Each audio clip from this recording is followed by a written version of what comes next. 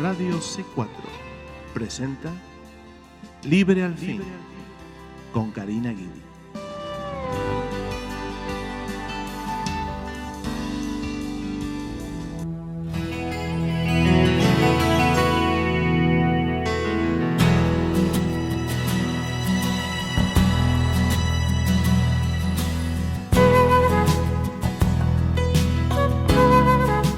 Que el Señor les bendiga grandemente. Esta es Karina Guidi aquí en Libre al Fin en este hermoso día. La semana pasada empezamos a estudiar el gran libro, la epístola a los Romanos. Vimos el capítulo 5, empezamos el capítulo 6 de Romanos y hay muchísimo todavía para decir en cuanto a esto. Esto me recuerda a que el apóstol Pablo, él mencionó, dijo, hay tanto para decir, eso lo dijo en la epístola a los Hebreos, todavía hay tanto para decir, y eso es lo que uno siente, es tanto para decir, tanto para hablar. No quiero apurarme, pero al mismo tiempo vamos a ir siguiendo con este tema fascinante que es la santificación del creyente. Lo que estoy hablando ahora, lo que estamos estudiando ahora es exclusivamente la santificación del creyente. Si lo digo porque hay algunos que comúnmente todo lo relacionan en sí a la salvación, solamente a la salvación y no a la santificación. No, el capítulo 6 nos habla en cuanto a la santificación, nos menciona la salvación, pero el estudio en sí es sobre la santificación, así que tenga eso en mente, la santificación del creyente es lo que estamos estudiando. Ahora, si es algo en relación a la salvación, yo lo voy a mencionar así, voy a decir salvación, o voy a decir nuevo nacimiento, o voy a decir conversión, o voy a decir redención, entonces ahí me estaré refiriendo a la salvación en sí, o si digo justificación, la justificación en relación obviamente a la salvación. Pero si no, tenga en cuenta que este estudio es por medio del entendimiento de la palabra de Dios, que el creyente sepa, entienda, comprenda cómo debe andar para Dios, de qué manera debe dirigir sus pasos para Dios, cómo debe vivir esta vida cristiana.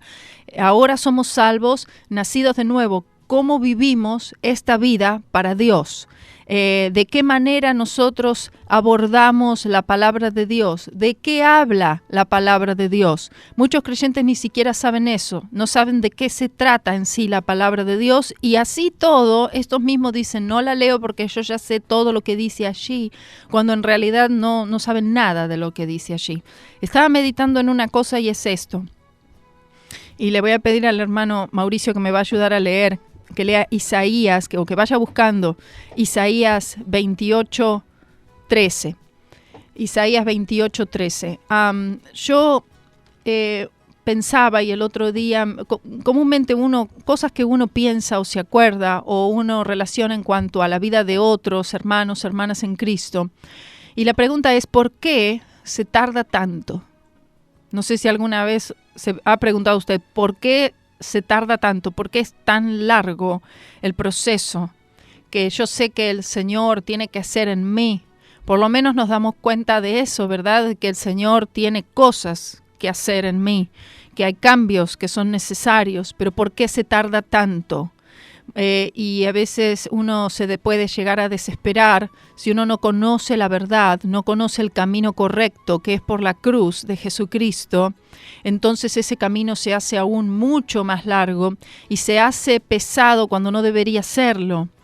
Entonces en este versículo nos menciona que todo tiene que ser primero conforme a la palabra de Dios y que es poquito a poquito. ¿Entienden? Es de poco a poco, es un paso a la vez, no es todo de un golpe. Quisiéramos que fuera así, y el Espíritu Santo en realidad es Dios y Él puede hacer las cosas rápidas, pero debido a nosotros es culpa nuestra que las cosas no son tan rápidas como quisiéramos. El hermano Mauricio nos va a leer Isaías 28:13.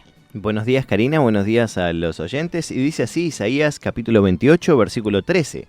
La palabra, pues, de Jehová les será mandamiento tras mandamiento, mandato sobre mandato, renglón tras renglón, línea sobre línea, un poquito allí, un poquito allá, hasta que vayan y caigan de espaldas y sean quebrantados, enlazados y presos.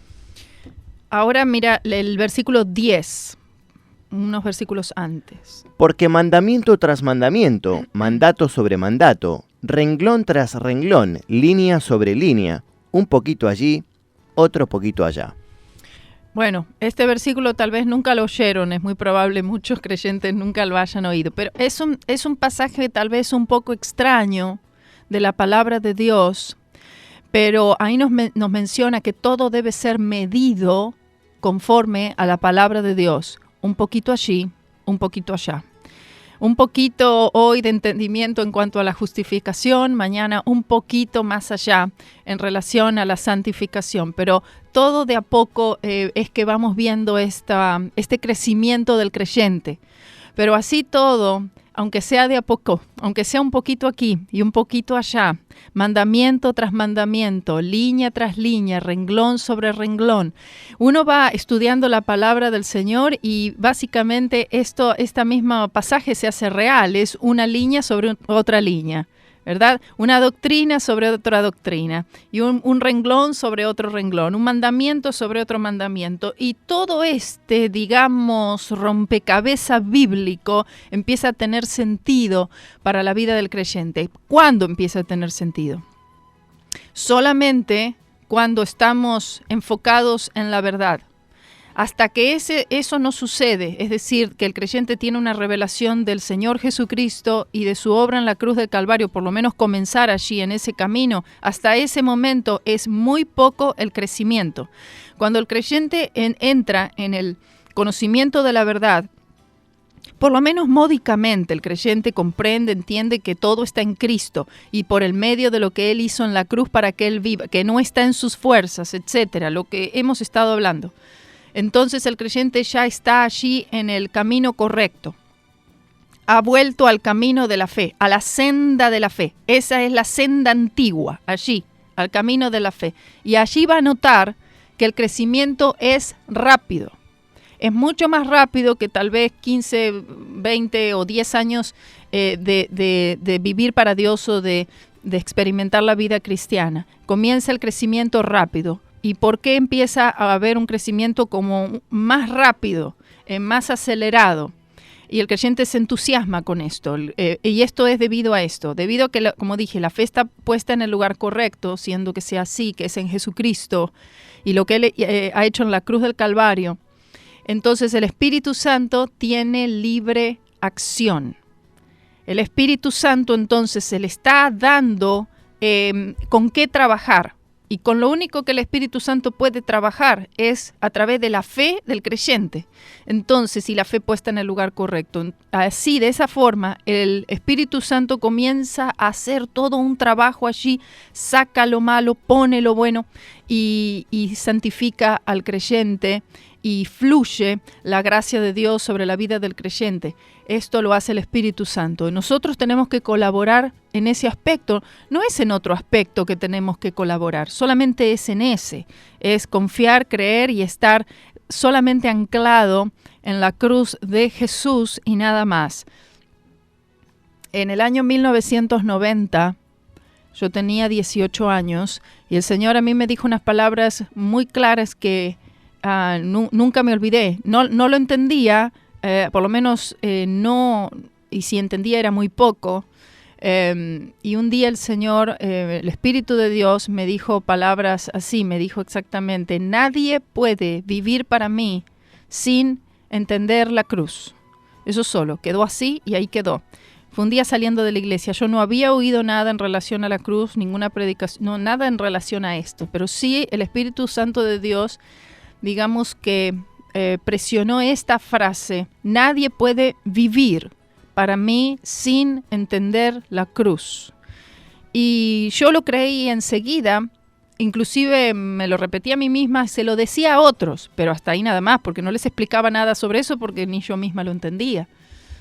Y pasó mucho tiempo. Yo sabía que sin entender la cruz de Cristo no se podría vivir para Dios. No me dijo el Señor que no podíamos ser salvos. No me dijo, sin entender la cruz nadie puede ser salvo, sino vivir para Dios, vivir, cómo vivir la vida cristiana. Pasaron muchos años hasta que el Señor comenzó a hacerme entender todo esto. Y es un camino, fue un camino glorioso, pero también de despojarse. Y cuando después, muchos años más adelante, cuando el Señor me dijo, ¿estás dispuesta a empezar de cero? Siempre yo le menciono a los hermanos, algunos que me conocen lo han oído. El Señor me dijo eso, claras palabras. ¿Estás dispuesta a empezar de cero? Y yo le dije, Señor, sí estoy dispuesta. Y el Señor me dijo, en un año, nada más, en un año, vas a aprender mucho más de lo que has aprendido en toda tu vida cristiana. Yo te voy a mostrar lo que es de mí, lo que es mío y lo que no es. Te voy a mostrar lo que viene de mí y lo que no es de mí. Y eso fue una sorpresa tremenda, porque uno veía ciertas cosas, uno veía predicadores y libros y movimientos y mandamientos, etcétera, y entonces esto tampoco, no, esto tampoco, y esto tampoco, y esto. El Señor va mostrando aquello que no viene de Él, aunque parezca que es de Él, aunque se vea religioso, se vea bueno, pero que mayormente lo que la iglesia moderna hoy está haciendo, supuestamente para Dios, no proviene de Dios. El Señor, como dice la palabra, como dice, nunca les dije, nunca les hablé, yo nunca les ordené nada, nunca les mandé a que hicieran nada de eso. Y esa condición tan terrible está en la iglesia hoy, pero gloria a Dios también, porque el Señor, la palabra del Señor está saliendo, la palabra del Señor está siendo proclamada, no en la medida que uno quisiera, pero está siendo proclamada, y aquel que desea la verdad, el Señor le va a llevar a la verdad. Los que tienen hambre y sed de justicia serán saciados, y también eso funciona a la inversa. Los que no tienen hambre y sed de justicia no serán saciados, por otro lado también. Le voy a pedir a Mauricio que lea Romanos 6, 11 y Romanos 6, 12, por favor. Así también vosotros consideraos muertos al pecado, pero vivos para Dios en Cristo Jesús, Señor nuestro. No reine, pues, el pecado en vuestro cuerpo mortal, de modo que lo obedezcáis en sus concupiscencias. Bueno, aquí vemos entonces, como dije, la manera de obtener santificación. La idea que tienen mayormente los creyentes es algo así: si hago esto, seré mejor, o hacer esto me hará ser mejor. No es que lo dicen con estas palabras que dicen, bueno, si yo hago esto así, así, así y así, entonces seré mejor, pero en cierta forma eso es lo que están demostrando delante de otros, pero sobre todo delante del Señor. Si yo hago esto, y si hago esto de esta manera, y si hago esto tantas veces, y si hago esto así, entonces seré mejor. Hebreos 9:14 lo menciona como obras muertas.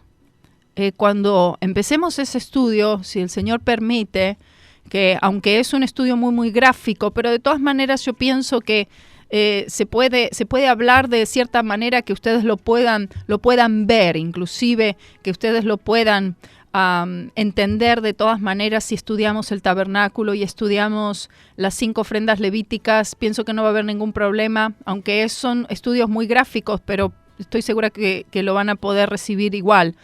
En Hebreos 9:14, si Mauricio lo tiene listo, lo puede leer, por favor. Dice, ¿cuánto más la sangre de Cristo, el cual mediante el Espíritu Eterno se ofreció a sí mismo sin mancha a Dios, limpiará vuestras conciencias de obras muertas para que sirváis al Dios vivo? Estas obras muertas, aquí se refiere a las obras, a las ofrendas que eran dadas, que eran entregadas según la economía antigua, el sacrificio de animales. Este era un sacrificio muerto. Era un sacrificio de una criatura muerta, de un animal. No tenía vida en sí. Solamente tipificaba y representaba, simbolizaba el Cordero de Dios que quitaría el pecado del mundo, el Señor Jesucristo. Entonces, la fe puesta en esa obra, ellos ponían, el pueblo de Dios solía poner su fe en eso, ponía su fe en el ritual en sí, y no lo que el ritual representaba, que era el futuro redentor. Entonces, para Dios, eso solamente eran obras muertas. Y el Señor nos dice aquí que Él limpiaría nuestras conciencias de obras muertas para que entonces sí podamos servir al Dios vivo. Jesucristo, Él es Dios y Él está vivo. Entonces hoy la iglesia moderna se encuentra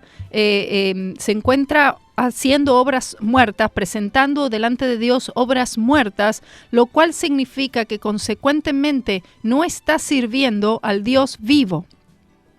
Tú no puedes poner tu fe en obras muertas y al mismo tiempo servir al Dios vivo. Tal vez tú crees que estás sirviendo al Dios vivo, pero en realidad le estás presentando ante Dios día tras día obras muertas.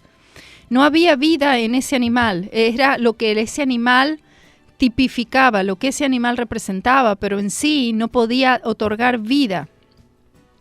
Era por la fe nada más, solamente por la fe en lo que representaba ese acto, ese ritual. En realidad, el oferente no tenía que hacer prácticamente nada. Todo el trabajo lo tenía que hacer el sacerdote y luego el sumo sacerdote. El oferente no tenía que hacer nada. Es creído según estudiosos de la Biblia, eruditos bíblicos, que el oferente tenía que también degollar a ese animal. Él tenía que traer el animal delante de la puerta del tabernáculo, delante de Dios, ahí en la puerta del tabernáculo, porque todo pecado es cometido delante de Dios. Por eso era que delante de Jehová, en la puerta del tabernáculo, tenían que traer esta ofrenda, este animal inocente, esta víctima, y tenían que él mismo, tenía que degollar a este animal, tenía que cortar el sacerdote le entregaría un cuchillo afilado al oferente y el oferente tenía que degollar este animal. Y después de hacer esto, en realidad no había más nada que él haría. Ese animal era entregado allí el sacerdote se encargaba de todo lo demás. Recogían la sangre caliente, la ponían en una vasija, ese animal era puesto en el altar de bronce. Y era una ofrenda completa, ¿no? Que es por eso se llama holocausto, que significa de completo, significa algo completo.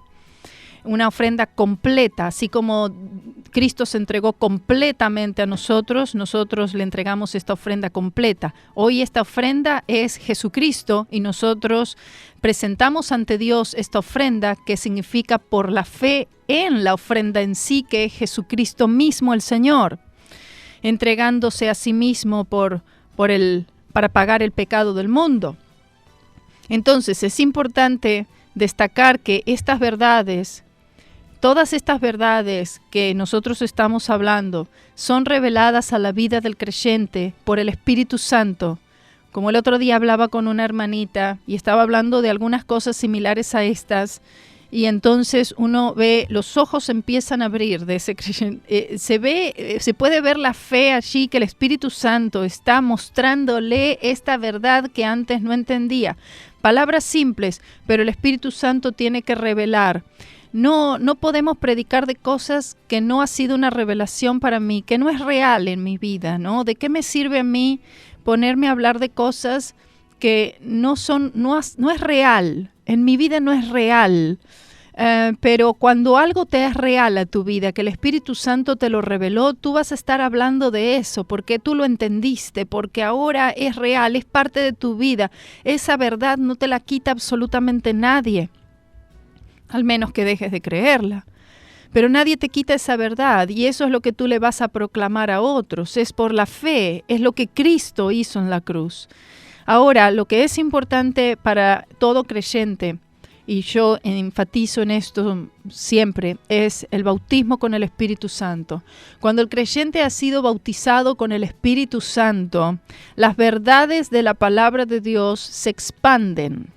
La palabra de Dios se abre de una manera diferente en la vida de ese creyente. El Espíritu Santo tiene completo acceso en la vida del creyente y el creyente tiene completo acceso a la persona del Espíritu Santo, y eso es justamente lo que necesitamos. El bautismo con el Espíritu Santo, que viene acompañado en el hablar en otras lenguas, no es en sí la victoria para vivir sin el dominio del pecado. No es en sí el bautismo con el Espíritu Santo, porque ese creyente, inclusive después de ser bautizado con el Espíritu Santo, debe mantenerse en el camino de la fe. Debe mantenerse en el conocimiento y en la gracia del Señor Jesucristo. Debe mantenerse allí en el camino de la fe en la cruz de Jesús y no salirse de ese lugar, porque puede ese creyente hablar en lenguas todos los días de su vida y aún así mantenerse en rebeldía delante de Dios y no creer en el camino de la fe, no creer la manera de Dios para la victoria, que es por la fe en Jesucristo y su obra en la cruz. Así que esto es muy común también. Pero sí es una puerta abierta. Sí, el bautismo con el Espíritu Santo es una puerta abierta a una vida de poder para Dios. Amén. Y es por esto que el bautismo con el Espíritu Santo tiene tal prominencia en el libro de los Hechos.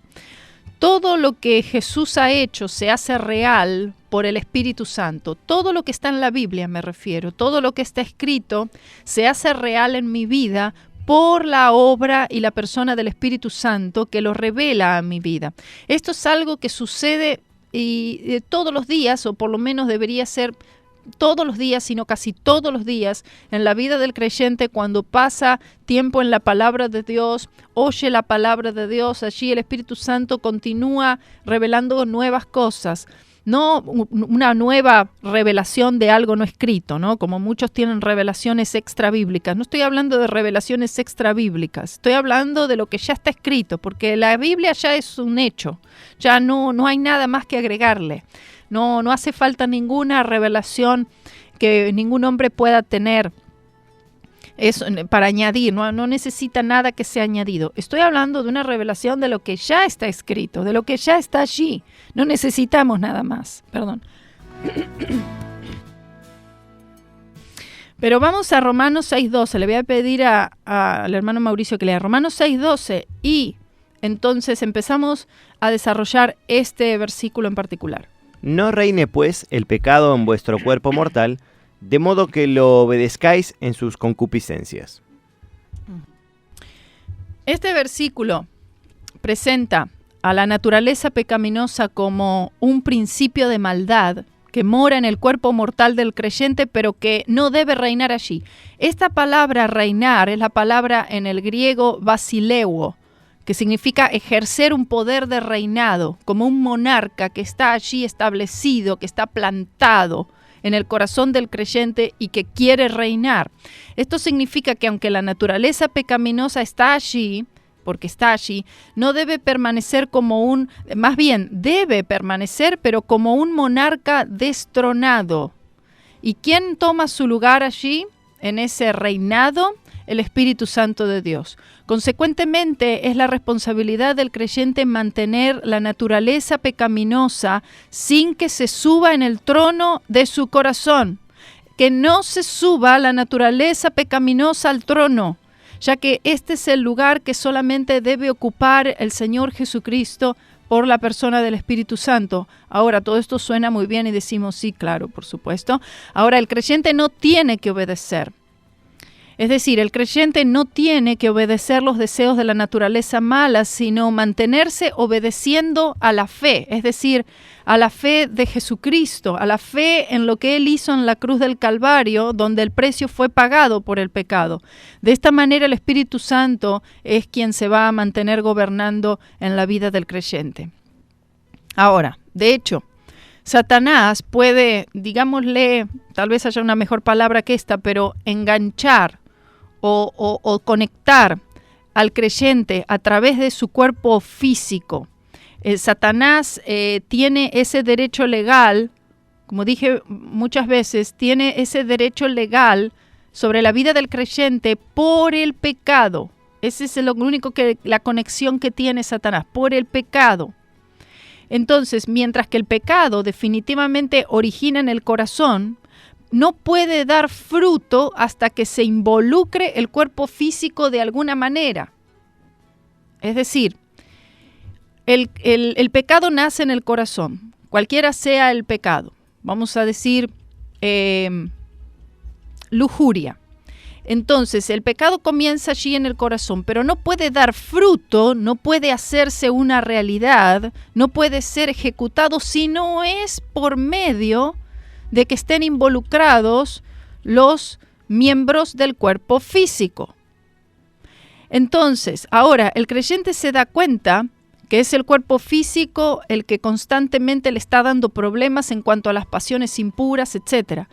De esto es que está hablando Pablo y estamos viendo aquí en el capítulo 6. Recuerden que no hablamos de perfección de pecado, pero sí del potencial del dominio del pecado que siempre está allí. Debido a que la fe del creyente no se mantiene firme en la victoria que Cristo ganó en la cruz, y gracias a Dios la sangre de Cristo nos limpia constantemente de todo pecado, ya que nunca podemos alcanzar la gloria de Dios, ni siquiera el más santo de los santos, ni el más consagrado de todos puede alcanzar la gloria de Dios. Continuamente nosotros nos mantenemos en un estado de no alcanzar, nunca llegamos a alcanzar la gloria de Dios. No llegamos a ese lugar en el cual podemos tener una comunión, una relación con Dios. Tiene que ser pura y exclusivamente por Jesucristo. Tiene que ser pura y exclusivamente por lo que Cristo hizo en la cruz. Esto que acabo de decir no quiere decir que el Señor perdona nuestros pecados automáticamente. A lo que voy es en esto, en que muchos dicen, bueno, yo creo en lo que Cristo hizo por mí en la cruz del Calvario y que todo pecado es perdonado. Y muchos de esto toman y dicen, bueno, si todo pecado es perdonado, entonces cuando yo peco automáticamente el Espíritu Santo me perdona, el Señor me perdona de todo y ahí quedó todo. No, no significa que el Señor perdona nuestros pecados automáticamente en el momento que son cometidos. Cuando el pecado es cometido, debe haber arrepentimiento. Debe ser apropiadamente confesado delante del Señor, como nos dice 1 de Juan 1:9, porque si confesamos nuestros pecados, Él es fiel y justo para perdonarnos nuestros pecados y limpiarnos de toda maldad. Por eso es como les mencionaba antes, en Levítico 1:5 nos dice en la puerta del tabernáculo delante del Señor. Y en Levítico 1:7 nos menciona que debemos confesar nuestros pecados. Lo mismo es en el Nuevo Testamento, no hay diferencia. El oferente, según la economía antigua, llevaba el animal delante del Señor en la puerta del tabernáculo y él tenía que confesar sus pecados allí delante del sacerdote. Ponía sus manos sobre la cabeza de ese animal, sus pecados eran transferidos a esa víctima inocente y él debía confesar sus pecados allí mismo. Hoy, según el nuevo pacto, conforme al nuevo pacto, todavía debemos confesar nuestros pecados al Señor. Que nadie piense, porque hay un movimiento muy, muy grande en el que se está enseñando y miles en el mundo están siendo arrastrados en este movimiento o en este concepto, en esta, idea de que no tenemos que confesarle los pecados al Señor porque Él ya nos perdonó todo pecado pasado, presente y futuro y automáticamente quedan perdonados. No quedan perdonados automáticamente, sino que debe haber arrepentimiento y confesión apropiada de los pecados, y cuando uno confiesa los pecados al Señor deben ser mencionados tal cual son. Si es lujuria, lujuria, Señor, perdóname. Si es mentira, Señor, perdóname porque he mentido. Es horrible. Lo que estoy diciendo es horrible, porque uno muchas veces le dice, sí, Señor, perdóname por todo lo que he hecho, y ahí tipo como metemos todo en la bolsa, generalizamos todo y decimos, bueno, no, esa no es la manera de confesión. La manera de confesión es explícita y es clara. Así tan horrible como lo es mencionarlo, mucho más horrible es haberlo cometido. Y por eso entonces uno debe confesar claramente, con todas las letras, por más horrible que esto es, pero es que así de horrible es el pecado. Vamos ahora a pasar un momento a Romanos 6:13. Ni tampoco presentéis vuestros miembros al pecado como instrumentos de iniquidad, sino presentaos vosotros mismos a Dios como vivos de entre los muertos, y vuestros miembros a Dios como instrumentos de justicia. Parece contradictorio lo que dicen, que no debemos rendir o presentar nuestros miembros como instrumentos de injusticia, cuando en realidad el viejo hombre, ya habíamos leído antes que el viejo hombre ha sido crucificado con Cristo y el cuerpo del pecado ha sido destruido. no es una contradicción. Es explicado en la presencia de la naturaleza pecaminosa manteniéndose en nuestras vidas, quedando allí hasta el día de la resurrección de los muertos. Al viejo hombre estar crucificado con Cristo y el cuerpo del pecado ser destruido, cuando digo destruido me refiero que no es eliminado, sino que es mantenido en un estado de latencia, queda desconectado, queda desactivado, queda en un estado inoperante. Esto tiene que ver con la salvación y el poder de la naturaleza pecaminosa desconectada en nuestras vidas, aunque allí está, todavía está allí. El creyente ya no se encuentra bajo su dominio, aunque todavía está el potencial.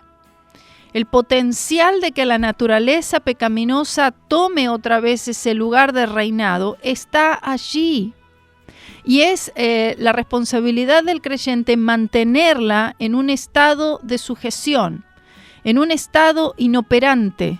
Y eso solamente sucede cuando el creyente ejercita fe en lo único que puede mantener la naturaleza pecaminosa inoperante, y es la fe en la cruz de Jesucristo, porque es solamente en la cruz que el pecado ha sido destruido, que ha sido derrotado. En la cruz no hay otra cosa, no hay otra solución, otro remedio, no ha sido otra vía. Ahora, el creyente después de la conversión tiene un poder que antes no tenía. Ahora puede, como dice allí, presentar sus miembros al pecado o no. Hay 3 palabras que en este escenario, en cuanto a la victoria del creyente, son importantes destacar. Y estas palabras son las siguientes. En el versículo 8 nos da la palabra cree, es decir, creer. Y ya saben, ¿creer en qué? Es creer en Jesucristo. Creer en lo que Él hizo en la cruz y solamente tener la fe allí. En el versículo 11 nos da otra palabra, es la palabra consideraos.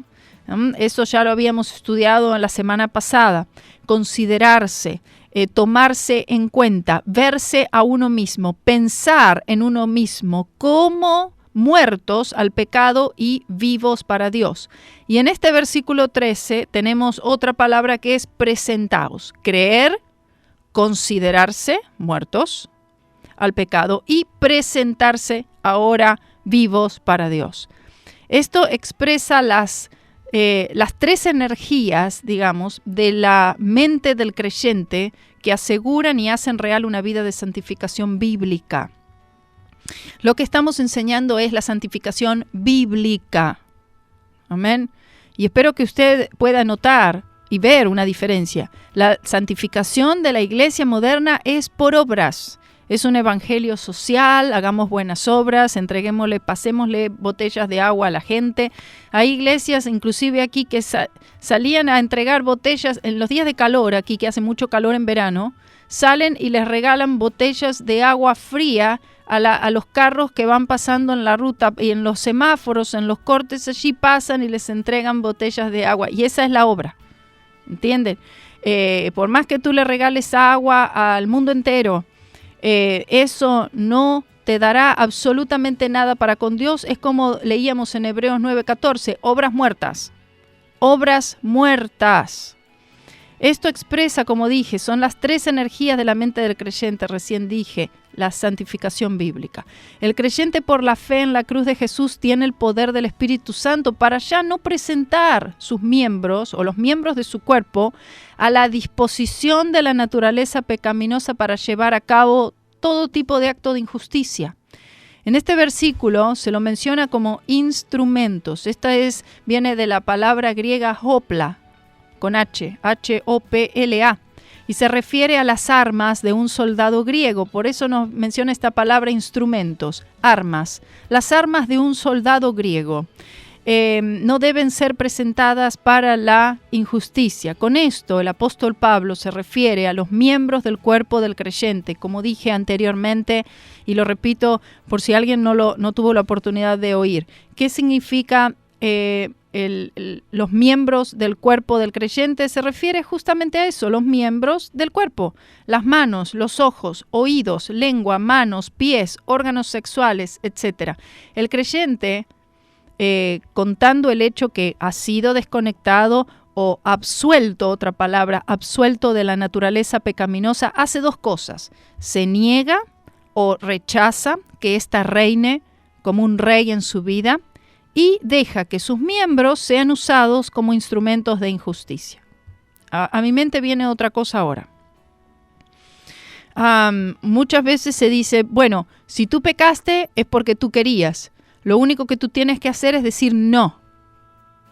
Lo único que tienes que hacer es decir no al pecado y ya está. Problema solucionado.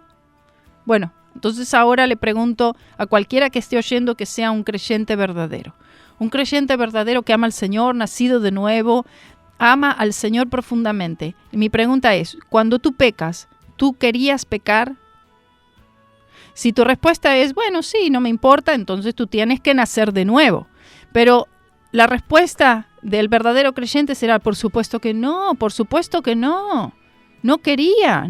Entonces, si aquí la situación es que tú pecaste porque tú querías y lo único que tenías que hacer es decir no, entonces no habría una falla en la vida de ningún tipo de creyente en el mundo entero.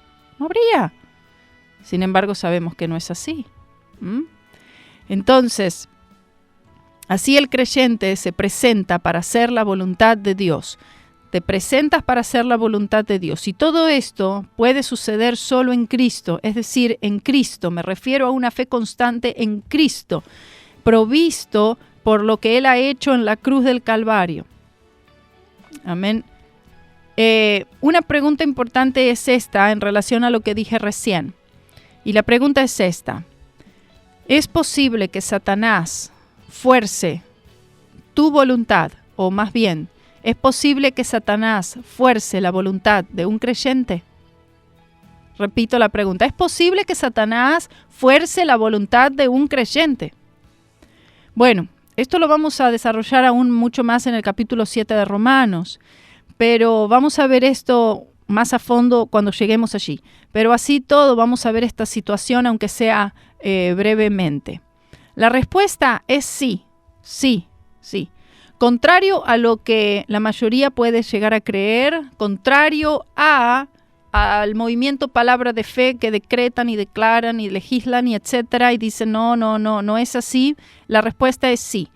Satanás sí puede forzar tu voluntad, es decir, forzar al creyente a hacer algo que ese creyente en realidad no quiere hacer y que hasta está luchando para no hacer.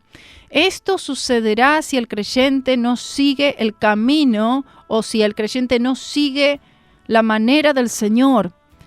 Esta situación de la que estoy hablando es mucho más común de la que tú puedas imaginarte. Hace muchos años atrás yo pensaba, no puede ser así. Tal vez haya algún problema con algún creyente aquí y allá, pero que la mayoría estén siendo dominados por la naturaleza pecaminosa no lo podía aceptar. Más bien me parecía una exageración, pero no lo es. Es mucho más común de lo que puedas imaginarte. Lo que sucede es que por fuera el creyente se reviste de tanta religiosidad que es tanto adorno religioso que se ve por fuera que se transfiere prácticamente a lo que el Señor decía, sepulcros blanqueados. Creyentes que son básicamente sepulcros blanqueados. Eso es, le damos una mano de pintura, se ve todo santo. Cuando es solamente religión, pero por dentro, allí cuando el Señor da esas palabras tan fuertes en cuanto a la lengua, en cuanto a lo que verdaderamente está en el corazón, es inimaginable que un creyente esté viviendo de esa forma. Pero sabemos que es así y simplemente podemos decir una cosa nada más. ¿Por qué es así? Porque la verdad no se predica.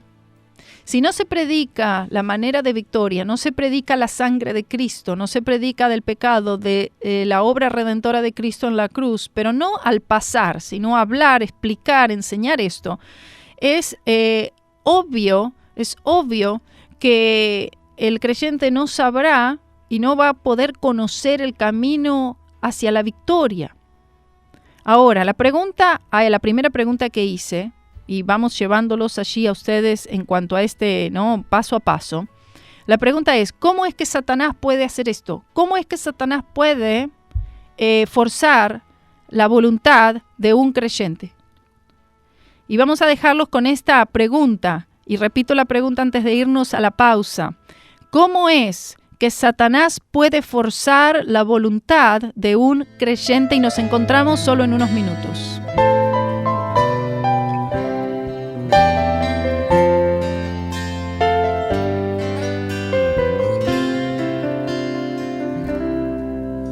Oh Lord, you're beautiful.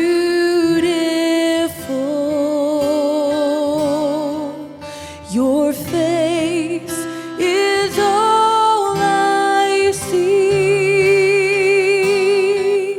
For when your eyes are on this child, your grace abounds to me.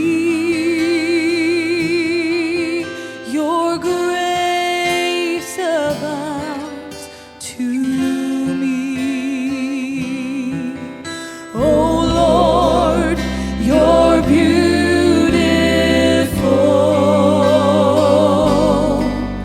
Your face is all I see.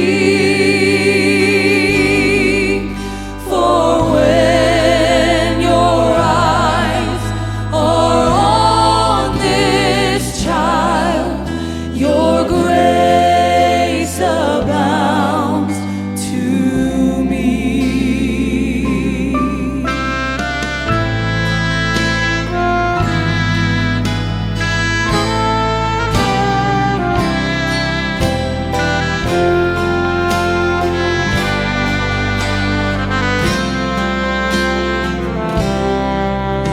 Oh Lord, please light the fire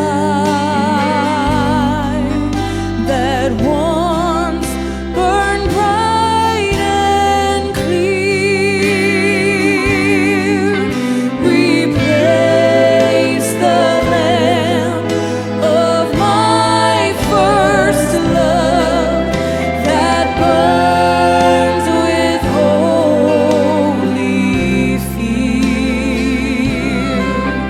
Oh Lord, you're beautiful. Your face is all I see. For when your eyes are on this child, your grace abounds to me. And I want to take your word and shine it all around. First, help me just help me to live it, Lord. And when I'm doing well, help me to never seek a crown. For my reward is giving glory to you.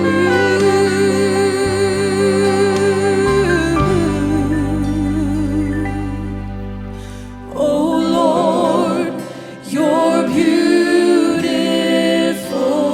Yes, you are. Your face is all I see. For when your eyes are on this child, your grace abounds to me. Your grace abounds to me.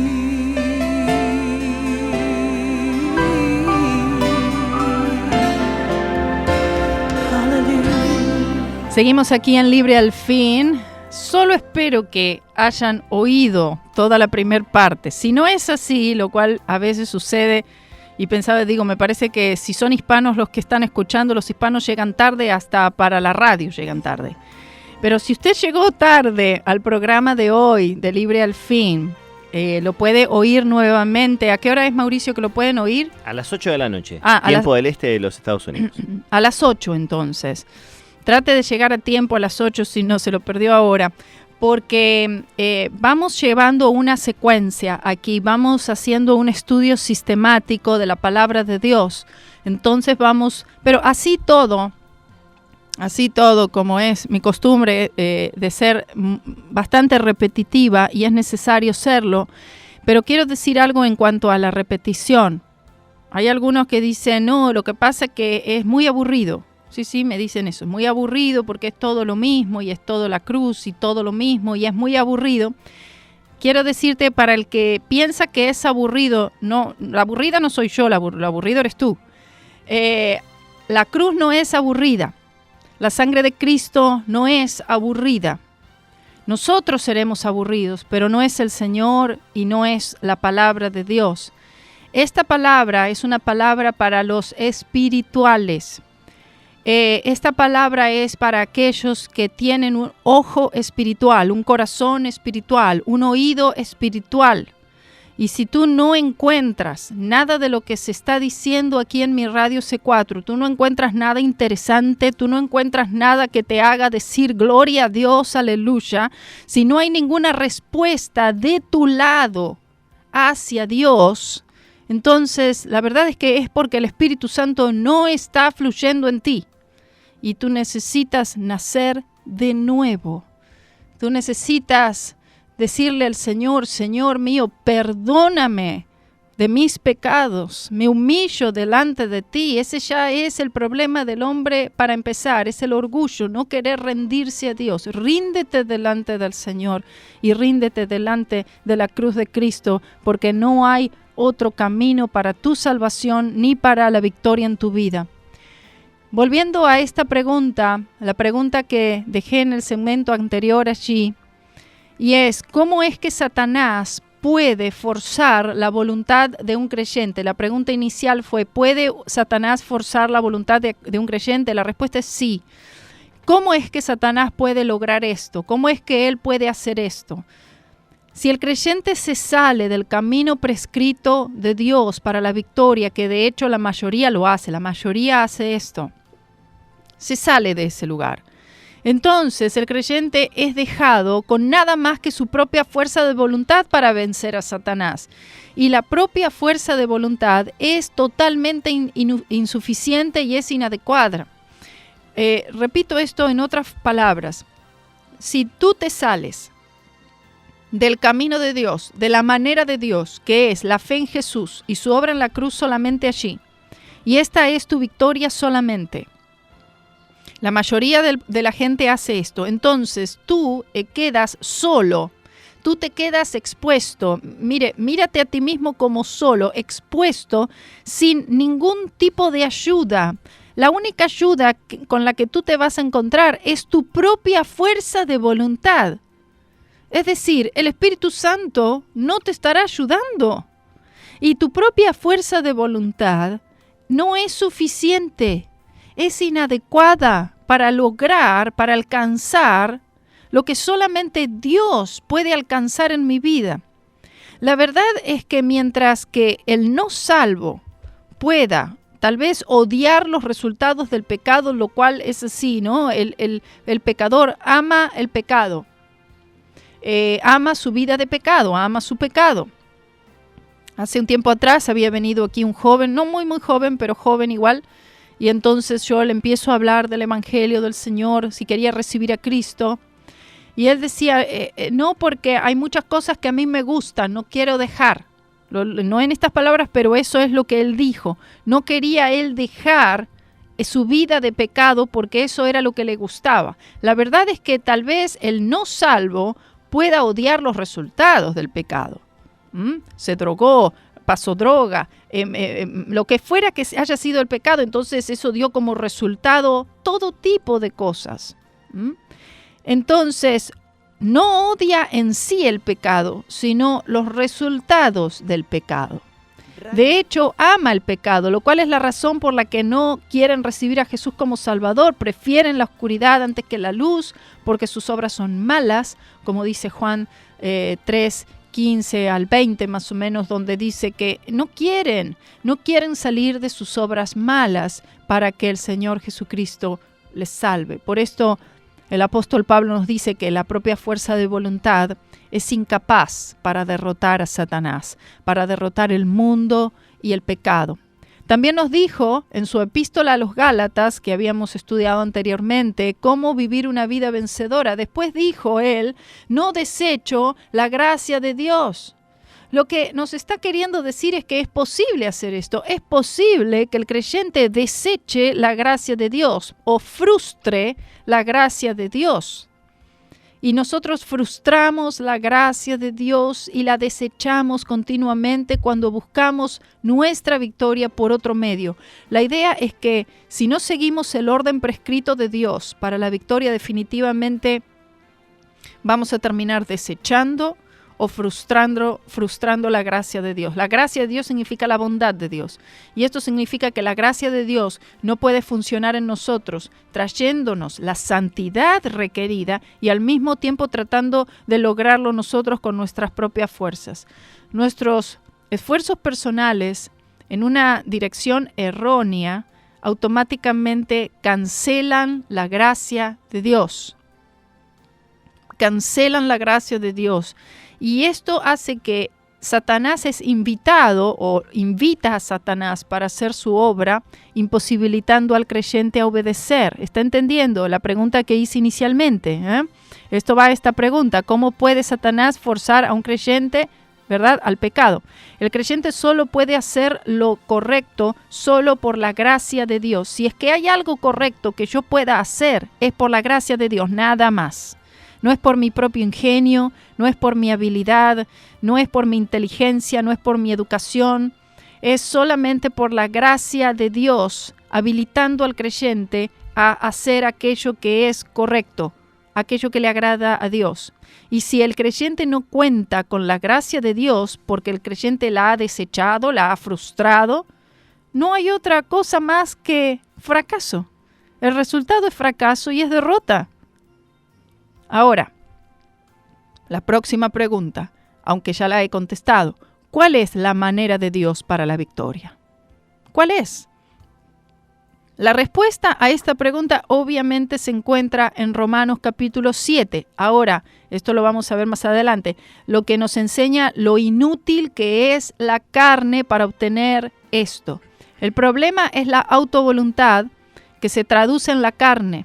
En otras palabras, tratando de resolver el problema en nuestras propias fuerzas. El creyente tiene esa idea de que, bueno, yo ahora, Cristo murió por mí, gloria a Dios, y es real, y yo tengo una montaña delante de mí, y entonces yo veo esa montaña y digo, no, yo puedo traspasar, yo puedo trepar esa montaña. Tal vez la vez pasada no lo pude hacer, tal vez anteriormente no lo logré porque no estaba tan consagrado, porque lo que fuera, pero ahora sí puedo.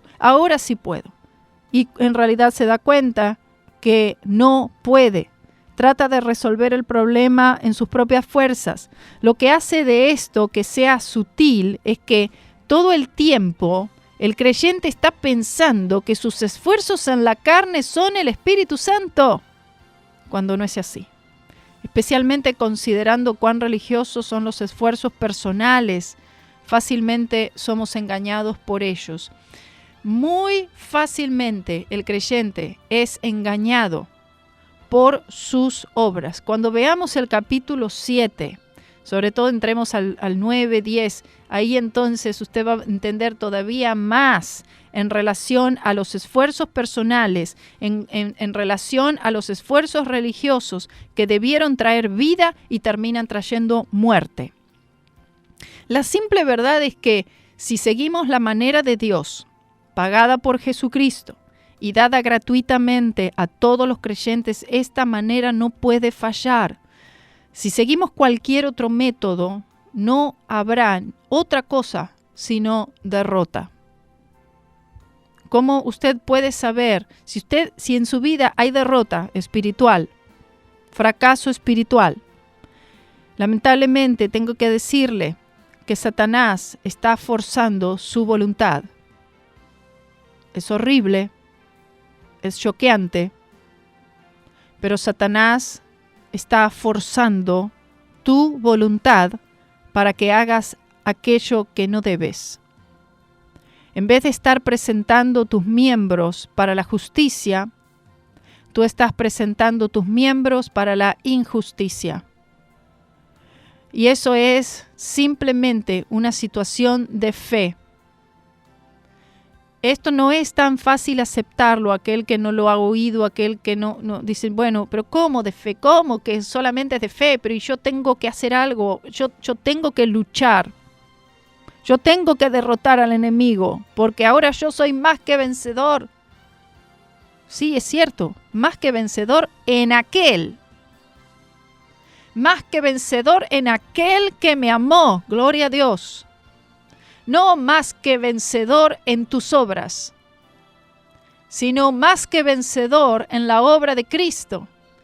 Mi fe en la obra de Cristo me hace más que vencedor, y no mi fe en mis obras.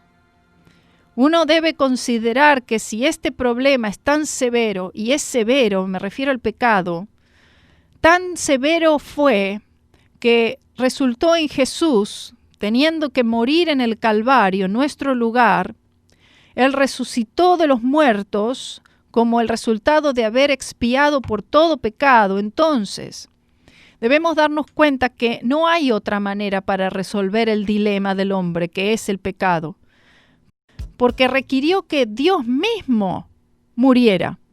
Y digo, Dios, es espíritu, Dios no puede morir, pero por esto Dios tuvo que convertirse en un hombre para entonces sí morir y en una muerte de cruz.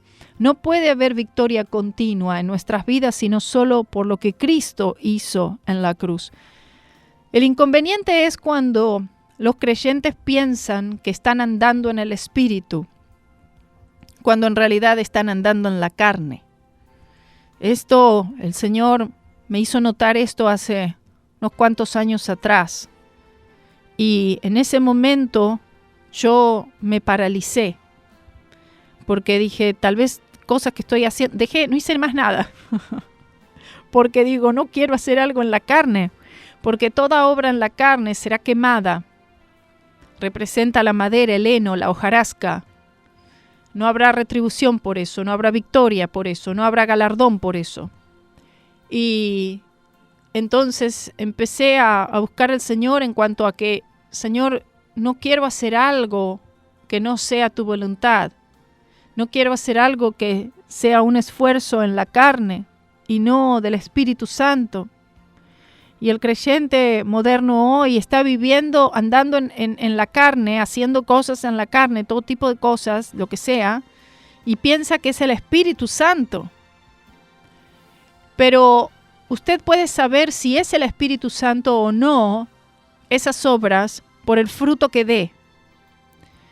Hay tal vez hermanos que hacen diferentes obras, ministerio, actividades en la iglesia, no sé, lo que sea, que luego uno dice, bueno, mira qué lindo lo que hace, pero el fruto que se ve en ese creyente, ese fruto, ese crecimiento espiritual no está allí.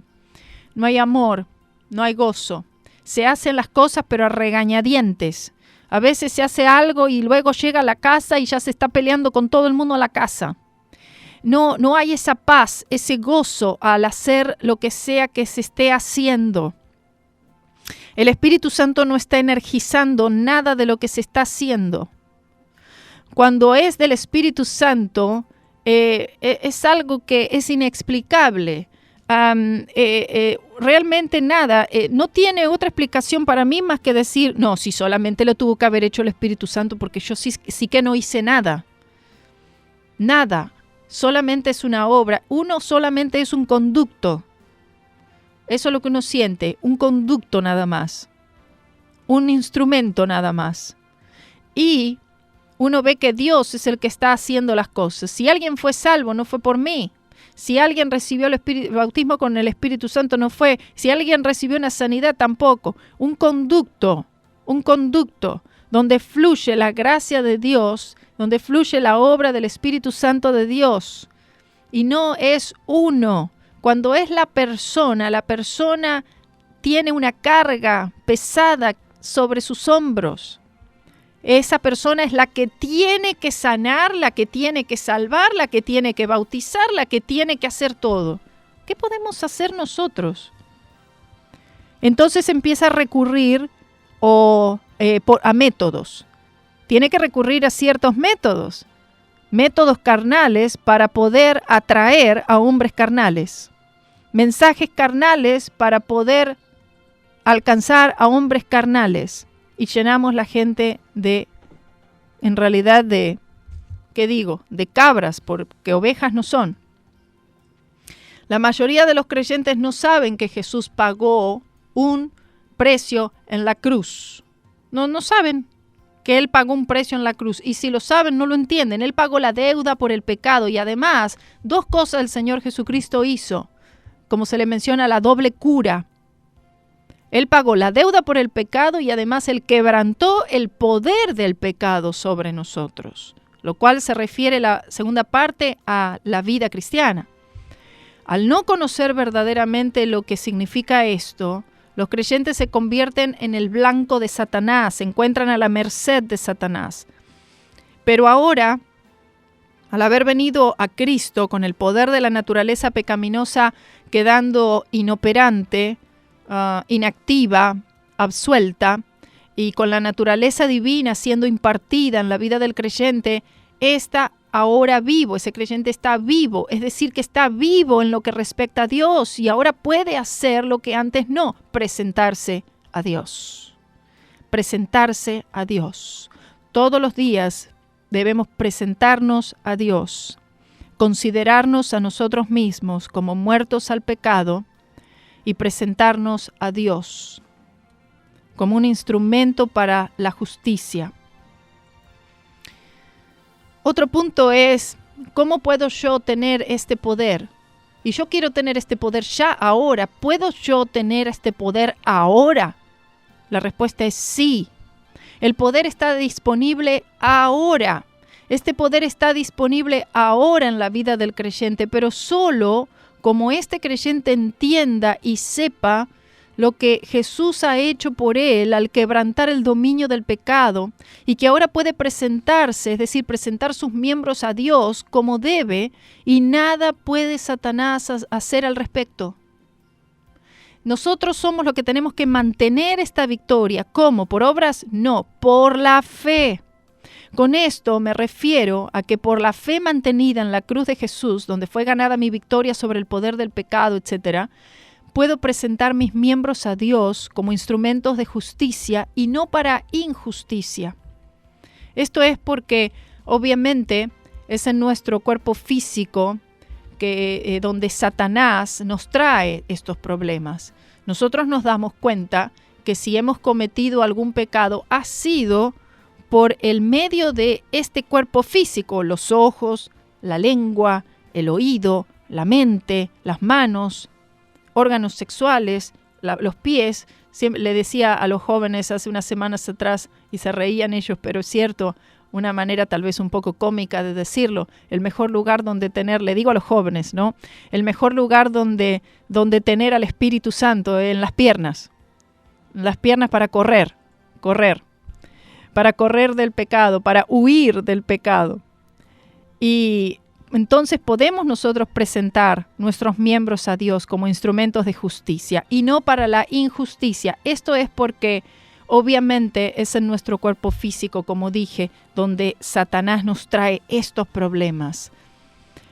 Aunque el pecado, como dije antes, nace en el corazón, no puede dar frutos si no están involucrados nuestros miembros físicos. Allí es donde el impulso malo es llevado a cabo. La naturaleza pecaminosa mora en nuestro cuerpo mortal. Allí es donde mora. Y el creyente ahora no tiene que usar sus ojos para mirar algo inmundo en la televisión o cualquier lugar. Él puede presentar sus ojos para aquello que es santo y justo. El mismo ejemplo va con los oídos, con la lengua, con lo que decimos, etcétera, etcétera. Al presentarnos por la fe ante el Calvario día tras día. El Espíritu Santo puede llevar, como dice 2 de Corintios 10:5, puede llevar todo pensamiento cautivo a la obediencia de Cristo. Nos encontramos en unos momentos después de esta pausa.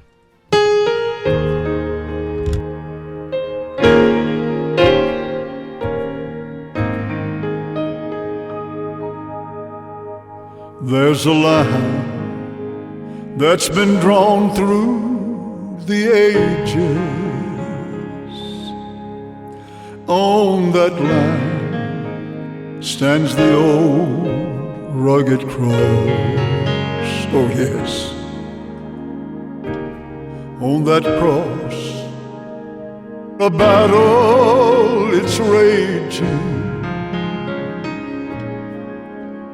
for the gain of man's soul or his loss. On one side march the forces of evil, all the demons and devils of hell. On the other, the angels of glory, oh yes, and they meet on Golgotha's hill. Then the earth shakes with the force of this conflict, and the sun, it refuses to shine. And there hangs God's Son in the balance, and then through the darkness he cries, it is finished. The battle, it's over. It is finished. There'll be no more war. It is finished. It's the end of the conflict. Oh yes, it is. It is finished. And Jesus is Lord. Sing that chorus again, please. Oh, it is finished. And the battle, it's over. It is finished. There'll be no more.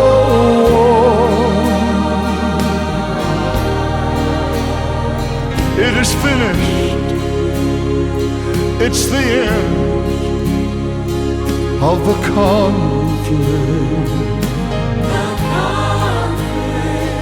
It is finished. And Jesus is Lord. Yet in my heart a battle was raging. For you see, not all prisoners of war had come home. There were battlefields of my own making. You see, I didn't know that the war had been won. But then I heard the King of all the ages had fought all these battles for me. Yes, he did. And victory was mine for the claiming. Oh, and now, praise the Lord, I am free. It is finished. The battle is over. Yes, it is. It is finished. There'll be no more war. It is finished. Thank God it's the end of the conflict. Oh, yes. It is finished. And Jesus is Lord. Sing that chorus again, please. It is finished. The battle is over. Thank God, yes. It is finished. There'll be no more war. It is finished.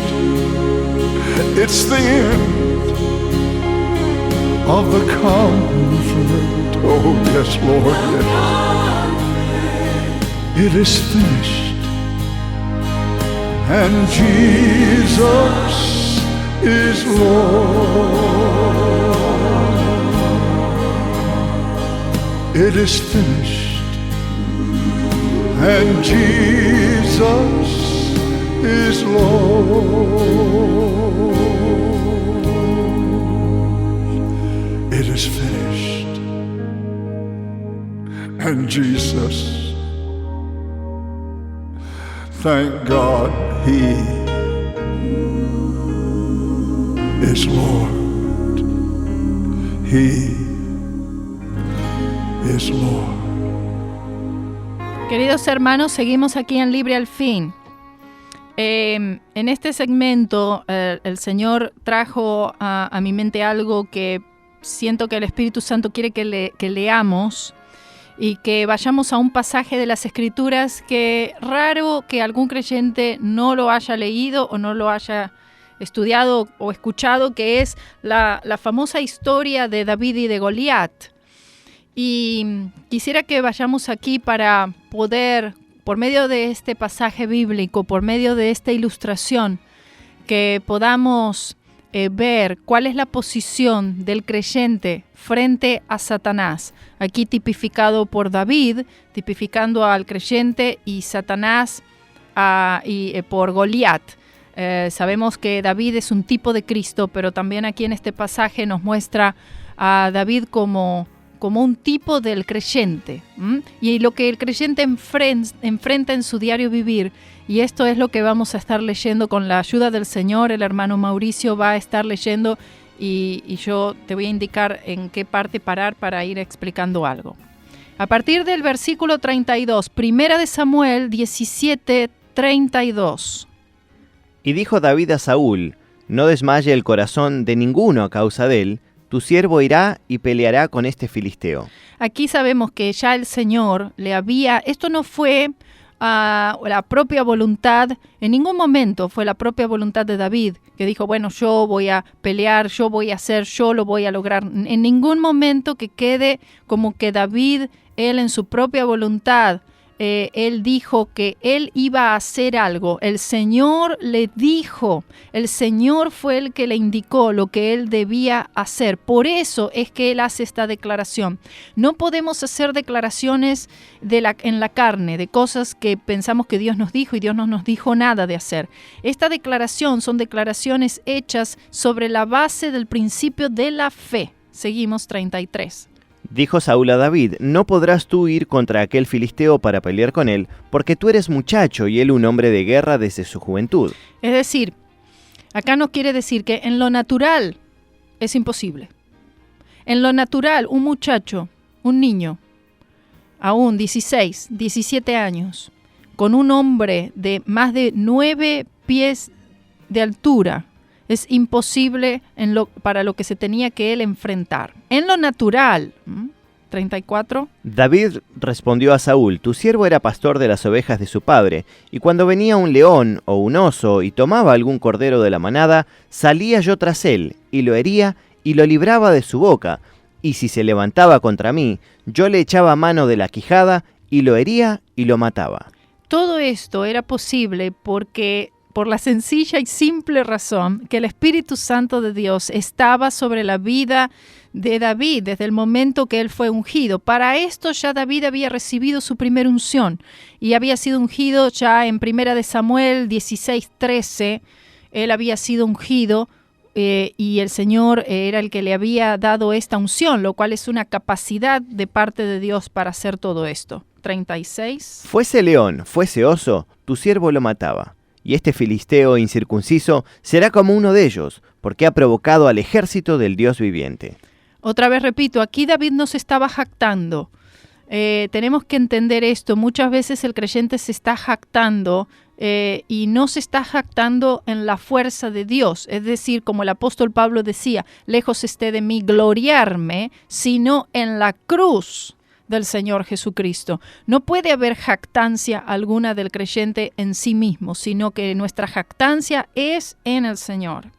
Añadió David: Jehová, que me ha librado de las garras del león y de las garras del oso, él también me librará de la mano de este filisteo. Y dijo Saúl a David: ve, y Jehová esté contigo. Y Saúl vistió a David con sus ropas, y puso sobre su cabeza un casco de bronce, y le armó de coraza. Y ciñó David su espada sobre sus vestidos, y probó a andar, porque nunca había hecho la prueba. Y dijo David a Saúl: yo no puedo con esto, porque nunca lo practiqué. Y David echó de sí aquellas cosas. Este pasaje, hermano, siento la presencia del Señor. Cuando yo leo esto, aquí Saúl le propone a David que se vista de sus ropas. Estas son las ropas del mundo. Estas son las ropas de la carne. Que se ponga sobre su cabeza un casco de bronce, le armó la coraza. Este niño, digamos, este joven, no podía ni moverse. Estaba duro allí con todo este armamento y dice que lo ciñó. La carne es la que siempre va a tratar de estorbar la fe. Esta es la carne, la religión, estorbando la fe verdadera, vistiéndola de incredulidad, vistiéndola de religión, de esfuerzos humanos, proponiéndonos a nosotros los creyentes: sí, tú puedes, pero tú tienes que usar esto. Sí, tú puedes, pero tú tienes que ponerte lo otro. Tú tienes que revestirte de esto. Tú tienes que vestirte así y así. Y estas son las ropas del mundo, las ropas de la carne, lo que te propone el mundo, lo que te propone Satanás. La armadura de Saúl no iba a derrotar a ningún filisteo, no lo iba a derrotar al gigante Goliat. No iba a derrotar a Goliat, no iba a derrotar a nada. Y la iglesia, lamentablemente, se sigue vistiendo con los vestidos de Saúl y no está revestido de la fe en el Señor Jesucristo, de la justicia de Cristo. La iglesia tiene que quitarse estos vestidos, la iglesia tiene que sacarse estas ropas. Si es que verdaderamente va a haber algún tipo de victoria, tiene que quitarse estos vestidos, que son los vestidos del mundo, lo que propone la carne. Pero aquí fíjense lo que sucede. David se detiene. Por un momento casi es engañado. Por un momento casi David sucumbe a este engaño del enemigo en que tú vas a poder, pero tienes que hacerlo así. Y dice: yo no puedo hacerlo así. Él iba bien en el camino de la fe. La fe es estorbada por un momento. Y entonces ahora David cae en cuenta que él no puede de esta manera derrotar a Goliat. Es decir, todo este armamento, por más fuerte que parezca, por más seguro que se vea, no podrá darme la victoria. Cuando él se da cuenta de esto, él le dice y le responde, yo no puedo andar con esto, no puedo, no tengo práctica con esto, no estoy acostumbrado. Y entonces él echó, ¿cómo dice? Y tomó su cayado en su mano, y David echó de sí aquellas cosas. Eso, él echó, se quitó estas cosas. Quítate esas cosas. Si tú vas a tener victoria sobre Goliat, tienes que quitarte estas cosas. Toda religión, todo legalismo, todo mandamiento de hombre, todo deseo de tratar de complacer a Dios, de agradar a Dios por obras. Debes deshacerte de esto. Echó, dice David, todas aquellas cosas. Gloria a Dios. Y entonces en el 40 nos dice lo que él hizo. Y tomó su cayado en su mano y escogió 5 piedras lisas del arroyo, y las puso en el saco pastoril, en el zurrón que traía, y tomó su honda en su mano, y se fue hacia el filisteo. Amén. Nos dice muchas cosas en este pasaje. Dice que él tomó su cayado en su mano. Este cayado es un tipo de la palabra de Dios. La única manera de que el enemigo es derrotado es por la palabra de Dios, pero siempre y cuando entendamos de qué se trata la palabra de Dios. Y la palabra de Dios trata la historia de Jesucristo y su obra en la cruz. De eso es que trata la palabra de Dios. Entonces, él toma su cayado en su mano, un tipo de la palabra de Dios, y entonces dice, y se escogió 5 piedras lisas. Recuerden que el número 5 en la Biblia siempre tipifica la gracia de Dios. El número 5 es un símbolo o tipifica la gracia de Dios. Y de eso trata, la gracia de Dios. Si fuera el caso que tal vez, como algunos dicen que probablemente esas 5 piedras eran una para cada uno de los de la familia de Anac, que esta era la familia de Goliat, la familia de Anac, que era Goliat y sus hermanos, etc. Puede ser así, pero para el caso no importa. Sí, lo que importa es esto, que Saúl, en todo su reinado, el rey Saúl, en todo su reinado, jamás pudo destruir a los filisteos. Nunca lo logró. ¿Por qué? Porque Saúl es un tipo de un creyente carnal. Es el tipo de un creyente religioso. En definitiva, no creyente. Y David, solamente el rey David fue el que logró, por el poder del Espíritu Santo, destruir a todos los filisteos, y en este caso a toda la familia de Anac y los gigantes, que fueron... Bueno, no voy a ir al tema de dónde vienen los gigantes ahora, porque si no me salgo del tema aquí. Y continúa diciendo, se escogió 5 piedras lisas, dice, del arroyo, este arroyo, lo cual nos habla de agua. El agua representa 2 cosas en la Biblia. Una, la palabra de Dios. En este caso es el Espíritu Santo. Entonces tenemos, él se tomó ¿de qué? De la palabra de Dios, la gracia de Dios, el Espíritu Santo de Dios. Y después dice, y las puso en una bolsa o en un saco pastoral. Esta bolsa que él tenía representa los dones de Dios, representa los regalos de Dios, representa los dones del Espíritu Santo, que deben ser algo, algo que caracteriza a todo creyente. Los dones del Espíritu Santo. Y después dice, en la alforja que traía y con su honda en su mano se acercó al filisteo. La verdadera fe enfrenta la situación. No se retrae, no se esconde, no avanza demasiado rápido, sino que avanza conforme a la mano de aquel que le lleva.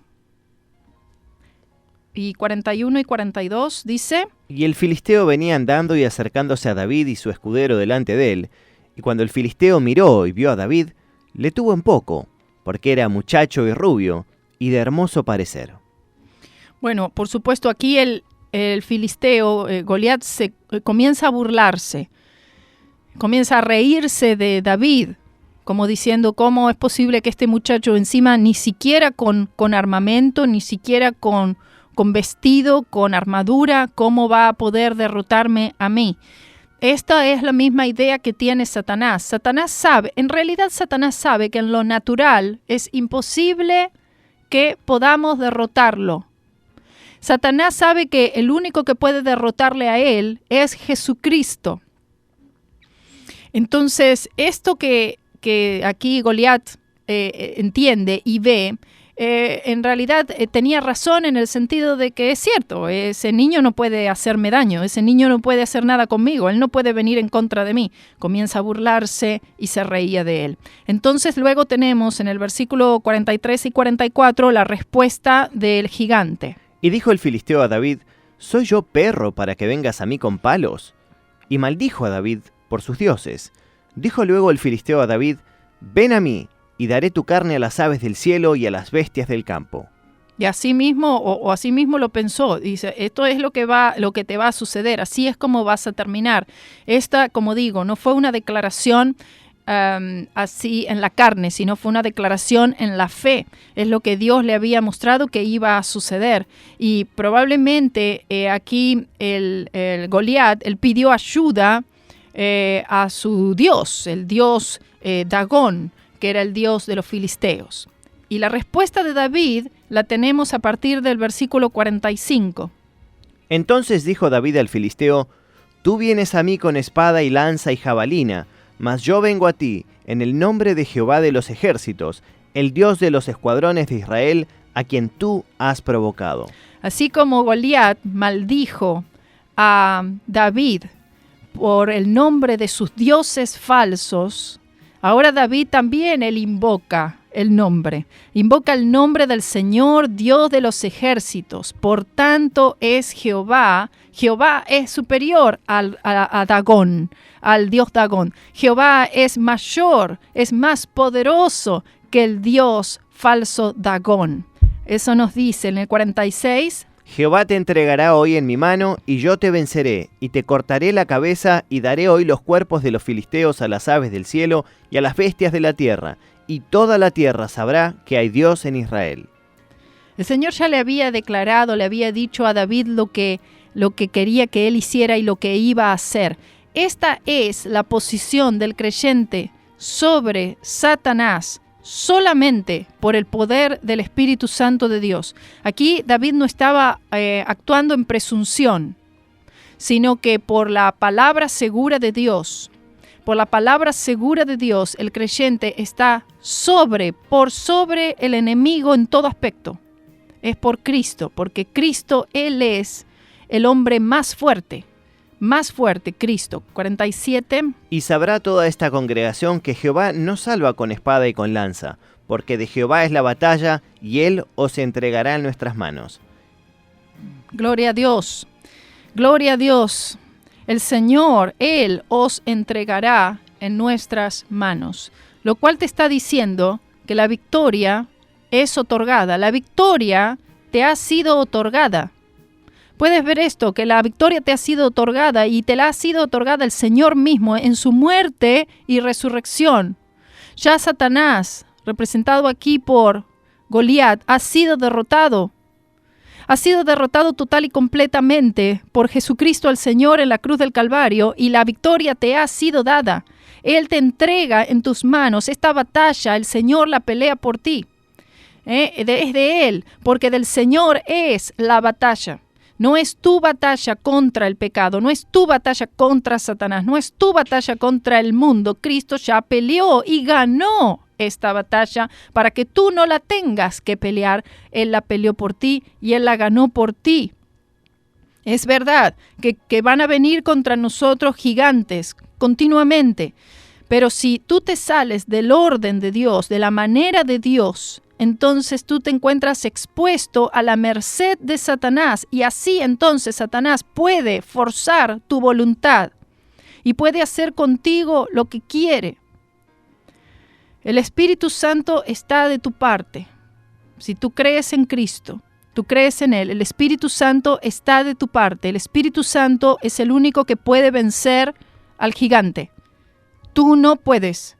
El Espíritu Santo sí puede, y esa victoria está asegurada total y completamente, porque la ley del Espíritu de vida en Cristo Jesús me ha libertado de la ley del pecado y de la muerte, como dice Romanos 8:2. Y a partir del 48 dice: Y aconteció que cuando el filisteo se levantó y echó a andar para ir al encuentro de David, David se dio prisa y corrió a la línea de batalla contra el filisteo. Bien esto. la fe verdadera no es una fe que se esconde como Elías, no es una fe que avanza demasiado rápido en presunción. Hoy muchos creyentes lo ven y avanzamos en el nombre de Cristo, vamos ahora. Y es todo un avance en la carne, es un agitamiento religioso, pero no es fe verdadera. La fe verdadera avanza conforme a Cristo avanza, uno sigue al Señor. La fe nunca retrocede, la fe no se esconde, la fe corre hacia el enemigo porque la batalla ya ha sido ganada. 49. Y metiendo David su mano en la bolsa, tomó de allí una piedra y la tiró con la honda e hirió al filisteo en la frente. Y la piedra quedó clavada en la frente y cayó sobre su rostro en tierra. Este versículo 49 es una profecía, es lo que Cristo, un tipo de lo que el Señor Jesucristo haría en la cruz del Calvario.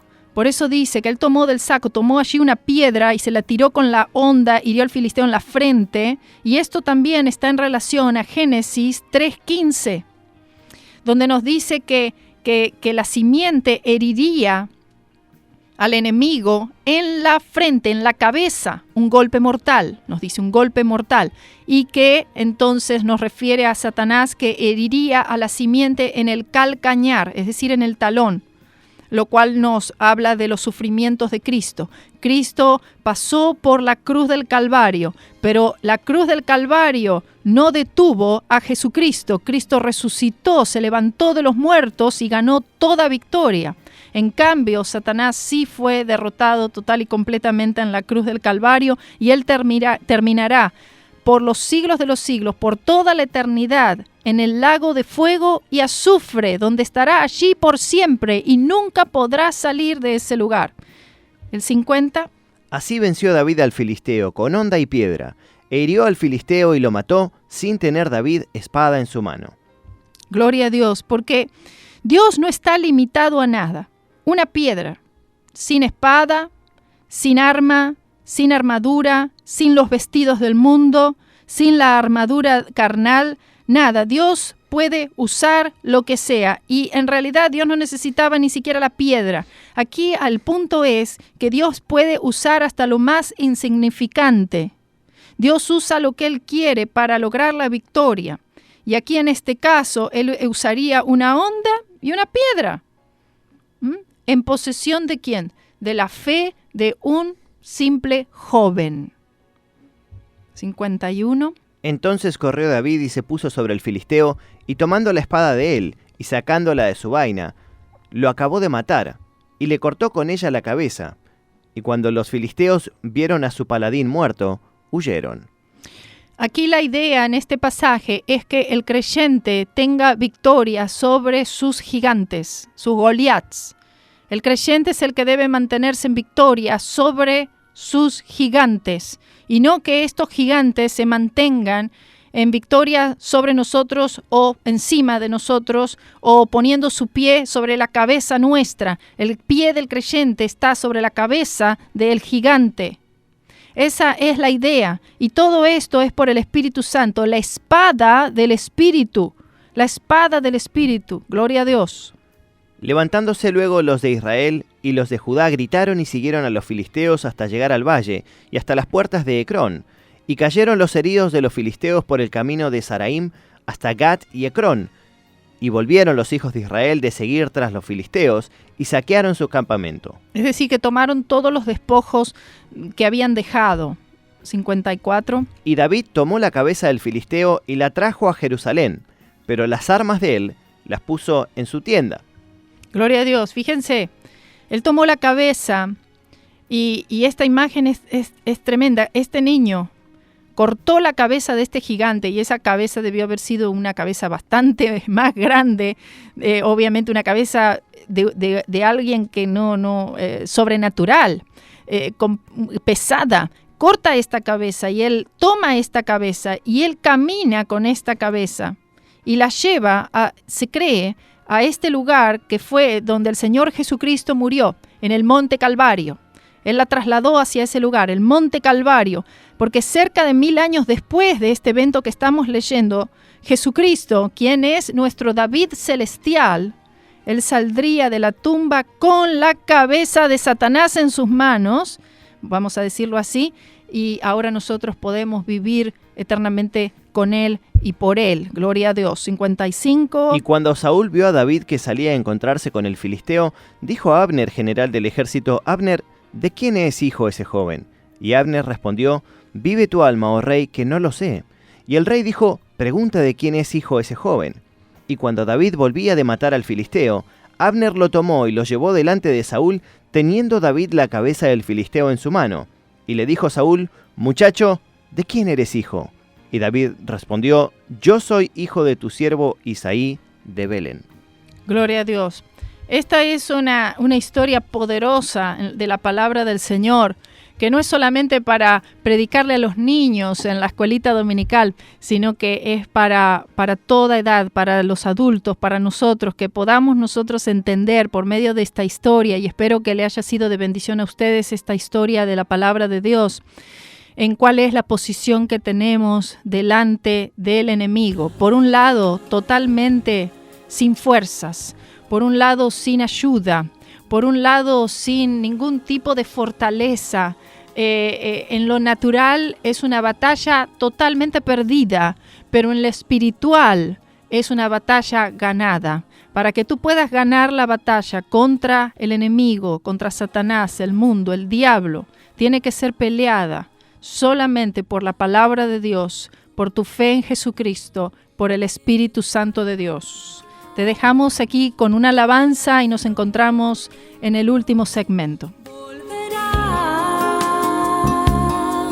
Su gloria en las nubes, si veremos.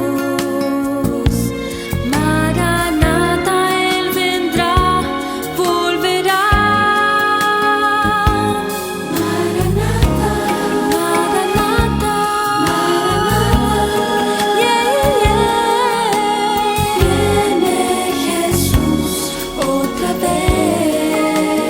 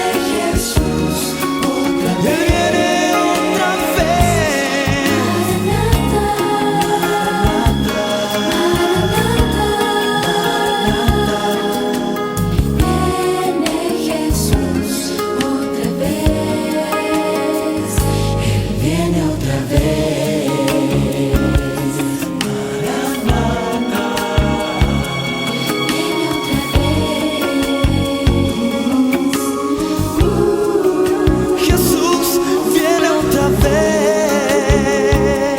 Él viene otra vez. Maranatha. Él viene otra vez.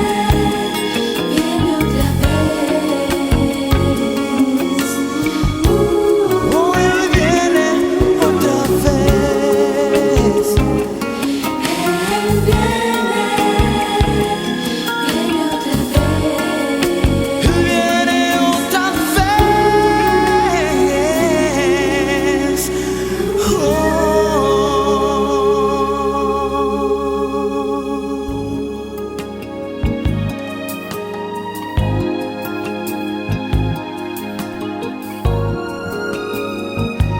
Seguimos aquí en Libre al Fin y estamos ahora ya en estos últimos 15 minutos nada más. Y vamos a empezar con Romanos 6:14, pero antes, ahora quiero mencionar algo así. Saben que varias veces aquí en la clase de los jóvenes, que tengo siempre los domingos, es una clase en inglés aquí atrás con los jóvenes o los adolescentes, preadolescentes, enseñando en cuanto a todo esto, lo que es andar en el espíritu, lo que es andar en la carne. En referencia a algo que el hermano Mauricio estaba mencionando y vino algo a mi mente y es esto.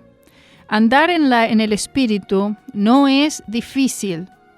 Lo que sí es difícil es pasar de la carne al espíritu.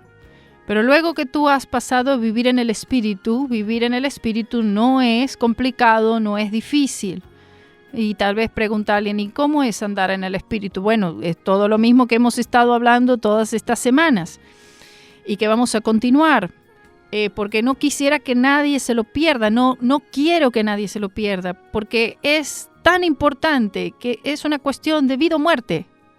Esto es cuestión de vida o muerte, no es decir, y bueno, a mí ese tema me gusta, pero a mí me gusta más otro tema, u otra doctrina, u otra cosa de la palabra de Dios, me gusta más cuando se habla de tal o cual cosa. No ese es el punto aquí.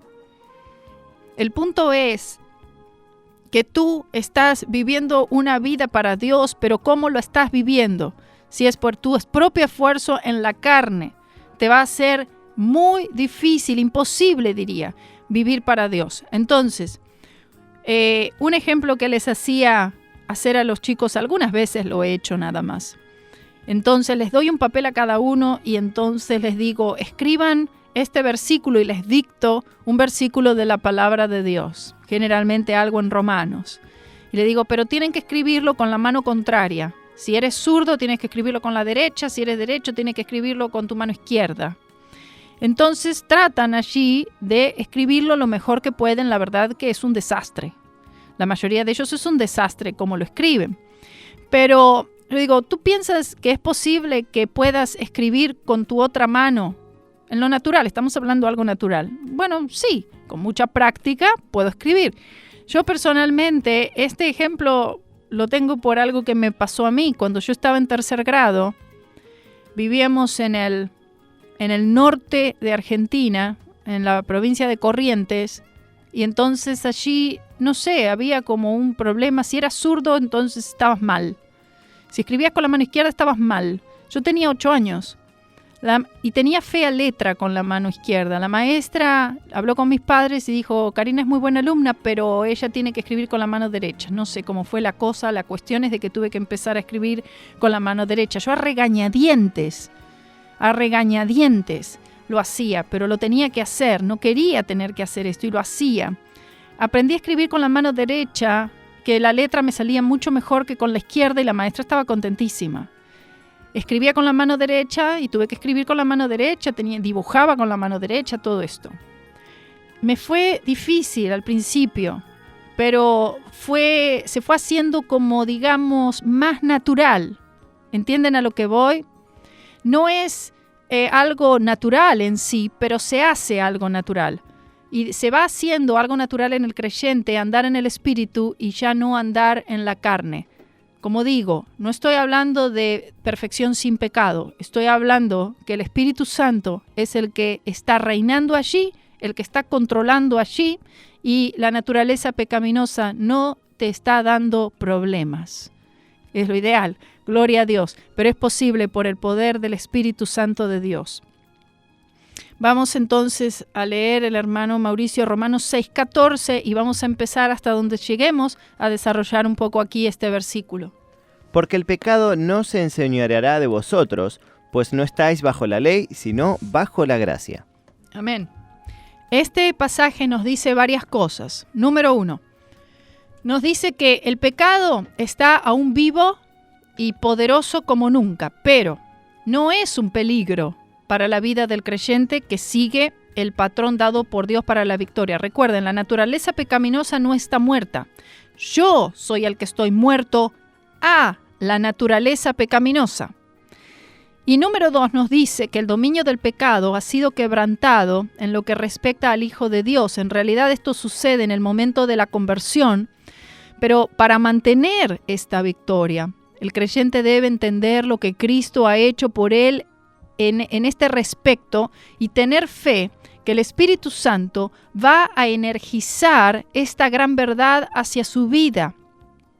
El creyente no debe desesperarse, lo cual sucede normalmente. El creyente como no ve victoria. Y más adelante, cuando terminemos este estudio de Romanos, ya tengo en mente, me tengo que recordar a mí mismo, pero el Señor me va a recordar otra vez esto, porque sé que cuando terminemos el capítulo 8, que no va a ser completo, pero cuando terminemos el capítulo 8, vamos a ir a, esto queda registrado aquí, vamos a ir a Éxodo, y vamos a empezar Éxodo capítulo 3 en adelante hasta el capítulo 10, 12.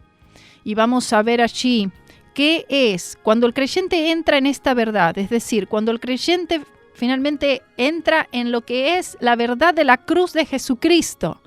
¿Qué es lo que le empieza a suceder al creyente? Esto es que no falla, no falla. Y es que el ataque de Satanás es mucho más grande, es superior a lo que jamás haya experimentado ese creyente. Pero si el creyente no se desanima, si el creyente perdura, el creyente no abandona la fe, la victoria será suya totalmente.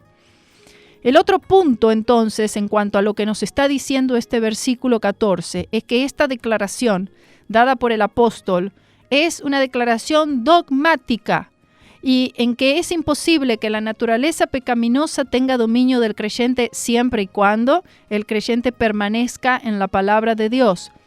No que permanezca en obras, en la palabra de Dios. La frase que dice, pues no estáis bajo la ley sino bajo la gracia, es lo mismo que decir, pues no estás andando conforme a la carne, sino conforme al Espíritu. O es lo mismo que decir, tú no estás viviendo en la carne, sino que tú estás viviendo por fe. Y esto se refiere al nuevo pacto, porque él está hablando de la gracia, es decir, el nuevo pacto. Y el creyente puede vivir conforme a todas las provisiones gloriosas de este pacto, de este nuevo pacto, que es un mejor pacto, como dice el Hebreos. Y este nuevo pacto garantiza al creyente la victoria en Cristo. Si la santificación, y de las santificaciones que estamos hablando, estuviera basada en el principio de la ley, ley, obediencia, obediencia, ley, es decir, obras, sería imposible escapar el dominio del pecado, porque la ley divina demanda una obediencia perfecta de parte del hombre. Consecuentemente, no hay victoria en la obediencia a la ley. ¿Por qué? No puedo obedecerla perfectamente, porque Dios demanda una perfección en cuanto a la obediencia. Y por medio de la obediencia a la ley no puede haber o no podemos escapar el dominio del pecado. Pero no estamos basados en el principio de la ley, sino de la gracia. Y así es asegurada la libertad del dominio del pecado por la gracia de Dios. Estar bajo la ley sencillamente se refiere a una persona que trata de vivir en obediencia a la ley de Dios, pero por su propia fuerza, por sus propios métodos, por su propio ingenio, por su propia inteligencia y habilidad. Estar bajo la gracia es ser una persona que ha sido sujeta, a una operación quirúrgica, en el que el poder de la naturaleza pecaminosa ha sido desactivada y ha sido implantada la naturaleza divina. Un poeta dijo, lo traduzco al español, no tiene, al traducirlo al español pierde la rima, pero un poeta dijo: haz esto y vive, la ley ordena, pero no me da ni pies ni manos. Una palabra mejor trae el Evangelio, me ofrece volar y me da alas. Ahora, una pregunta, ¿por qué es que Pablo mencionó la ley aquí? Pablo se refiere a la ley de Dios. Cuando él dice la ley, se refiere básicamente a la ley moral de Dios, los 10 mandamientos, y también cualquier tipo de ley, también incluye la ley sacrificial, y cualquier tipo de ley que el creyente pueda crear con la intención de producir una vida justa. No solamente se refiere a los 10 mandamientos, sino a cualquier tipo de ley. Una vez le pregunté a alguien, a una pastora, le digo: ¿cómo es que tú vives para Dios? Y dice: nada, dice, es simple, dice. Solamente hay que obedecer los 10 mandamientos, me dice. Yo me quedé en shock. Digo, pero ¿cómo? Y empiezo a hablar de todo esto y no me contestó nada. Bueno, la idea es esta: cuando el creyente enfrenta pecado y falla, casi automáticamente, por lo menos si no conoce apropiadamente la palabra de Dios, ese creyente comienza a instituir una serie de leyes de su propia invención o de cualquier otro, creyendo que al obedecer estas leyes va a poder obtener la victoria. En otras palabras, el creyente se pondrá a orar tanto tiempo al día. El creyente comienza a leer tantos capítulos de las Escrituras. Para leerla todo un año son 3 capítulos por día, 5 capítulos los domingos. O le testificará a tantas personas, etcétera, etcétera. Bueno, la lista es interminable. Estas cosas, como digo siempre, son buenas, muy buenas, muy buenas. Pero el problema es que no se pueden usar estas cosas para ganar la victoria sobre el pecado o victoria en cualquier otra capacidad. No va a funcionar, y lo que debió ser para vida terminará siendo para muerte.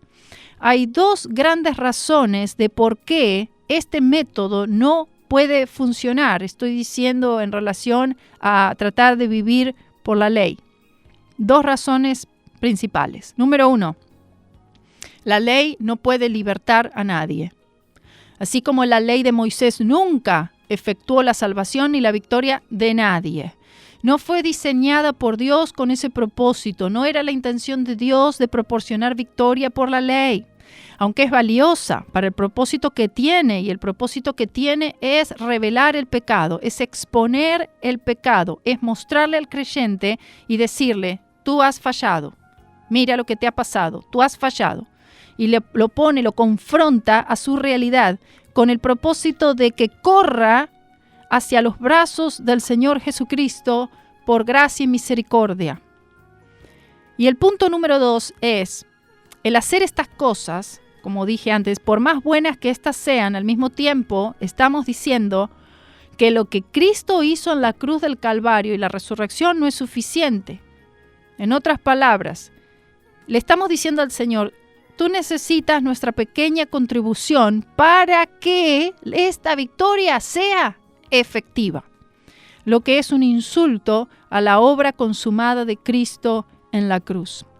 Quiero pedirte que tú mañana nos acompañes aquí en Libre al Fin, y vamos a estar tratando, para empezar, la siguiente pregunta, y lo dejo allí: ¿por qué es que los creyentes recurren a la ley o el esfuerzo propio tan seguido? ¿Por qué es que los creyentes recurren a la ley o el esfuerzo propio tan seguido? Mañana vamos a retomar con esta pregunta, y vamos a seguir desarrollando con la ayuda del Señor Romanos 6, 14, y seguiremos allí con el resto de los versículos. Espero que te quedes conmigo.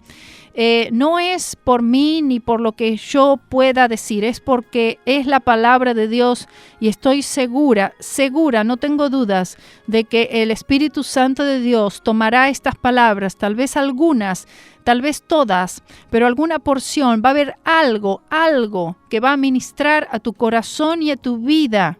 Y el Espíritu Santo va a empezar a hacer una obra en tu vida y va a revelarte el camino, te va a redirigir, te va a corregir, te va a contristar, te va a hablar, se va a mover en ti. De alguna manera estoy segura que esto Él lo hará porque el Señor es fiel a su palabra y el Señor promete que su Espíritu Santo se va a mover en donde hay libertad. Y libertad solo se encuentra en la cruz de Jesús. Solamente allí se encuentra tu libertad.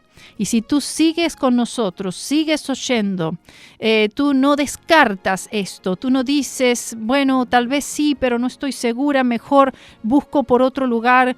No hagas esto, sigue oyendo, sigue quedándote, sigue sintonizando mi radio C4 y tú podrás experimentar lo que el Señor tiene para tu vida, libertad. Te espero mañana aquí en Libre al Fin, que el Señor te bendiga grandemente.